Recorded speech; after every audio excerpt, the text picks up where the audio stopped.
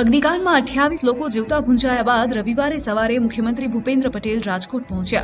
સૌથી પહેલા તેઓ દુર્ઘટના સ્થળ એવા ટીઆરપી ઝોન પહોંચ્યા। ત્યારબાદ તેઓ ગિરિરાજ હોસ્પિટલ પહોંચ્યા હતા અને ઇજાગ્રસ્તો સાથે વાતચીત કરી તેમના ખબર અંતર પૂછ્યા, જે બાદ તેમણે એઇમ્સ હોસ્પિટલ પહોંચી ડોક્ટર્સની કામગીરી અંગે માહિતી મેળવી હતી। રાજ્યના મુખ્યમંત્રી ભૂપેન્દ્ર પટેલ તેમજ પોલીસ વડા સહિતના અધિકારીઓ તેમજ પદાધિકારીઓ છે રાજકોટ મહાનગરપાલિકાના, તેઓ પણ સ્થળ ઉપર ઉપસ્થિત રહ્યા હતા। જે આખો કાટમાળ છે તેમને હટાવવાની કામગીરી છે ત્યારે પૂરજોશમાં ચાલી રહી છે। ઘટના સ્થળેથી કાટમાળ હટાવવા માટે વહેલી સવારથી જ કામગીરી શરૂ કરાઈ છે। 7 જેસીબી અને 1 હિટાચી મશીનથી આ કામગીરી કરવામાં આવી રહી છે। આ તરફ સિવિલમાં મૃતકોના પરિવારજનો કલ્પાંત કરી રહ્યા છે।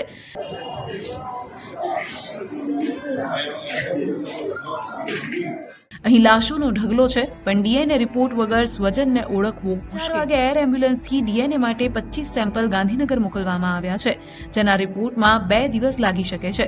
બીજી બાજુ એસઆઈટીએ રાતથી જ દુર્ઘટનાની તપાસ શરૂ કરી દીધી છે। આ બધાની વચ્ચે હાઈકોર્ટે આ મામલાને ગંભીરતાથી લેતા તાત્કાલિક સુનાવણી હાથ ધરી છે અને સરકાર પાસે ગેમિંગ ઝોનના નિયમો અંગે ખુલાસો માંગ્યો છે। એક સ્પેસિફિક ડિરેક્શન આપી છે કે કાલે સવાર સુધીમાં તમામ મ્યુનિસિપલ કોર્પોરેશન જેની સામે નોટિસ કાઢી છે તેની ઇન્સ્ટ્રક્શન્સ લઈ અને કાલે કોર્ટ સમક્ષ ઉપસ્થિત રહે।